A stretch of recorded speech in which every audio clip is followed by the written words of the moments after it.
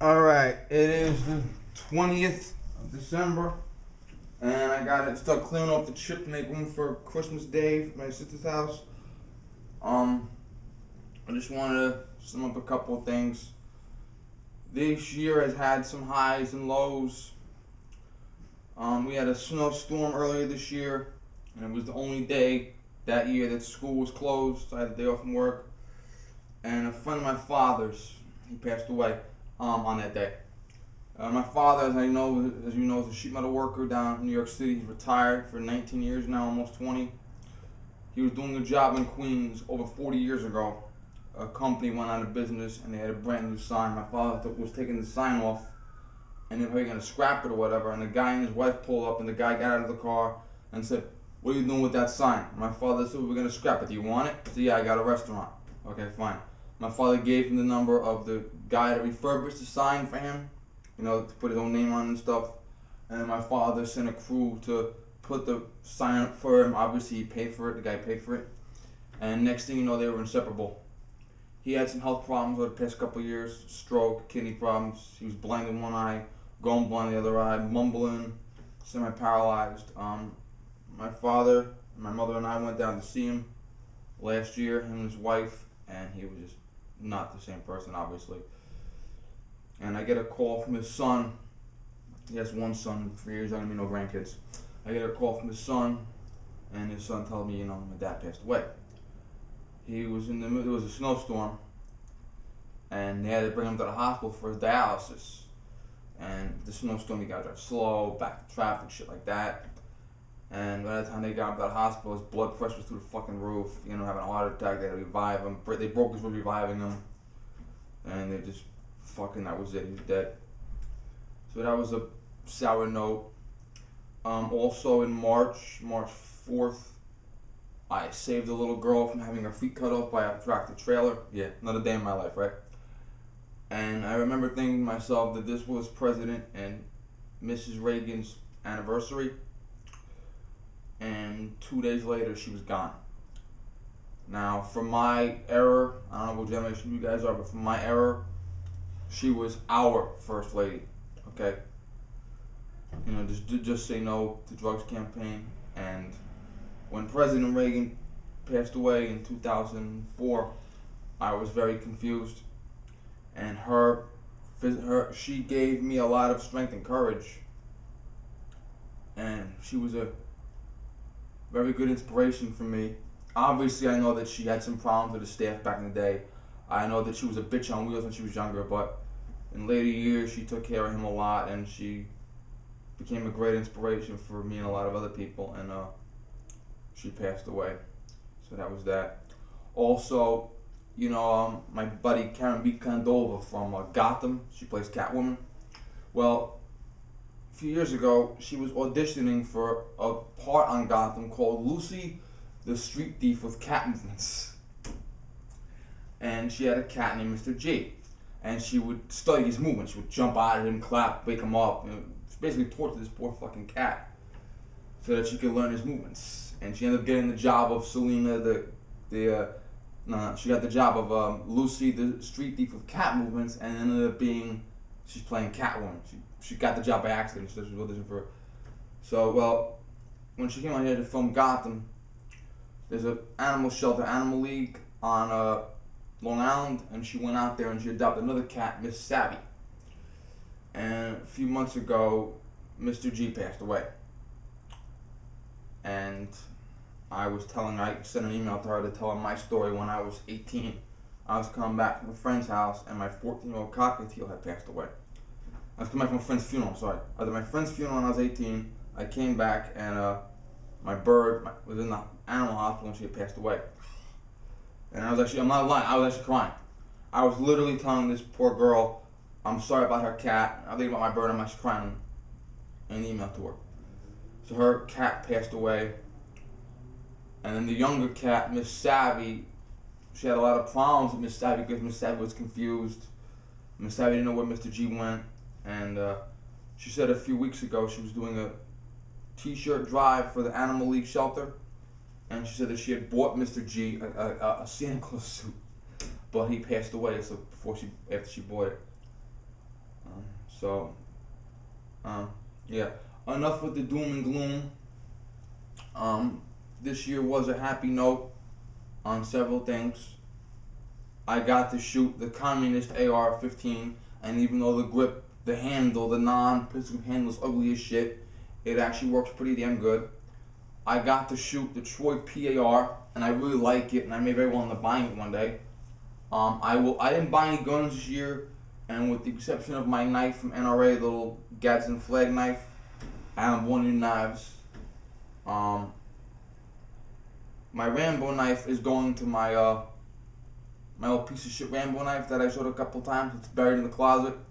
My brother-in-law wants it back for my nephew, so he's getting that back. He can have it. It's a piece of shit. I will probably buy a new gun next year. Not 100% certain, but I'm looking into it. I'm always very careful when I buy my guns. I don't buy 20 a year like some guys do. Pete, Eric.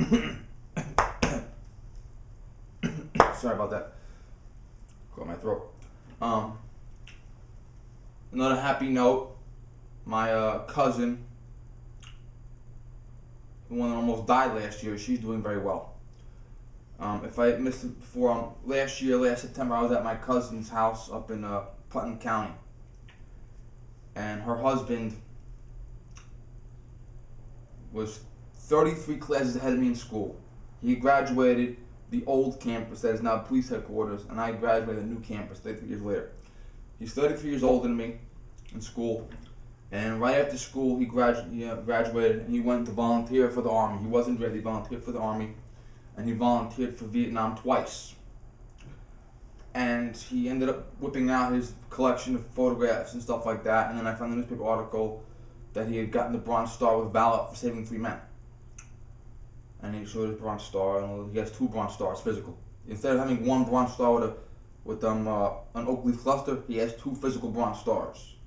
And yes, he has the paperwork to prove it's his, so don't get on me about that shit. And, well, I said to him, what if one of the guys you saved, his grandson becomes a fireman, saves a whole bunch of guys? What if one of the guys you saved, his grandson becomes a scientist and cures cancer? You should never call a veteran a hero because they get personal about that shit. But I did, say to me, this is a great thing. You didn't get the Medal of Honor. You didn't save 1,000 guys, but you still saved 3 guys, and that's still 3 people that are important to their mothers. Well, there is no such thing as karma, and there is no such thing as fate. A couple months later, I was getting ready to, it was the day before I was going to go to my cousin's house on my father's side of the family to visit their new baby. Okay? And my mother got the call from my cousin that their daughter, they have 2 daughters. One is younger than me. She's gay and she's married up, okay. And the other one is 7 years younger than me.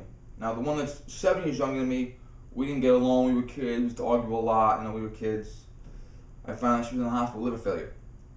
She was 26 at the time, having liver failure. She was gonna die.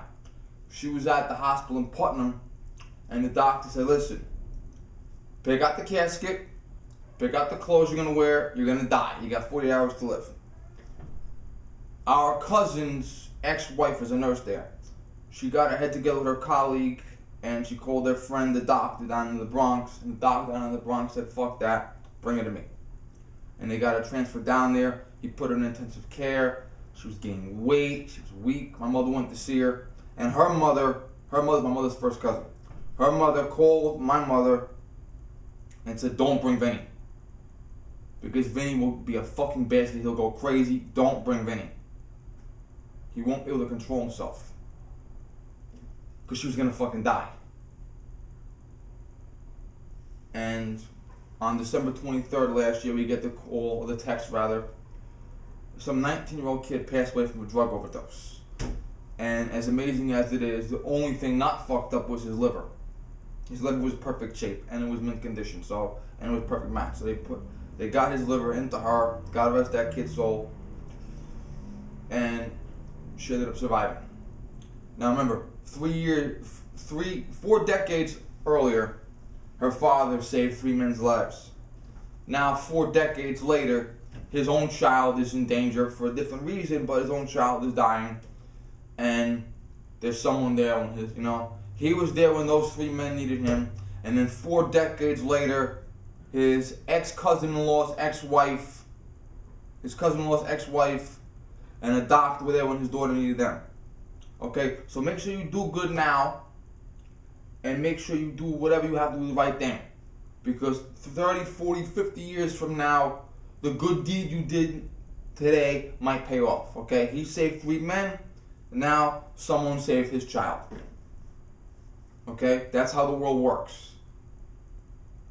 Okay, his karma came back to repay him for his good deed. And if he was a cowardly son of a bitch and he ran away and left those men there to die, then karma would have came back and bit us in the ass. Okay? So, yeah. Also, the guy that I saved in June, can't forget that. I had to bust his fucking windows on, but he's still alive. One thing is he's still alive. Fuck the windows, he's still alive. He has insurance. A friend of mine from high school had a cancer. He had a wife and a 5-year-old son, and he was also dying. He ended up getting his bone marrow transplant, and he's recovering, and he will survive. So, this year had a couple down slopes at the beginning, but for some friends and family of mine, it's turning out good. My cousin's liver transplant was a year ago this Friday. Okay, she's doing much better. That was her story. She's still got to go to the hospital, still got to get checked out every once in a while. I got to check the blood, they got to check the liver, they got to check the fucking cells, structure, all that bullshit. Okay, make sure all the organs are working well with the liver, but she's doing very good and she's gonna survive. She's okay. Donald Trump is the president. Hillary Clinton lost. Hillary Clinton lost the recount. Hillary Clinton lost the Electoral College. Donald Trump won. I just like saying it, so I'm going to say it again and again and again. Alexa, who is the president-elect? The president-elect of the United States is Donald Trump. Alexa, who is the 45th president of the United States? The president-elect of the United States is Donald Trump. Alexa, when will Donald Trump be president? Inauguration Day will be on Friday, January 20th, 2017. Alexa, Simon says Donald Trump is the president. Donald Trump is the president. Fidel Castro is dead. You can't forget that one. You cannot forget that one. Fidel Castro is dead and Donald Trump is the president. And Hillary Clinton lost. Alexa, who lost the 2016 presidential election? Hillary Clinton. Alexa, please repeat. Hillary Clinton. I love this. Don't you love this? Alexa, Simon says hello YouTube community. Hello YouTube community. I love it. I love it. So I'm happy now because Donald Trump is going to be the president and Hillary Clinton is not going to be the president. And I'm even happy that liberals are taking up the ass twice. Okay, I got to get going. I got to clear this chip. I got to make room for Christmas Day shit at my sister's house. Yeah. And thank you all. Merry Christmas. Happy New Year. Happy Hanukkah. Happy Kwanzaa. Happy Presidential Inauguration Day. I'll get back before that though. Okay, thank you all. Good luck in 2017.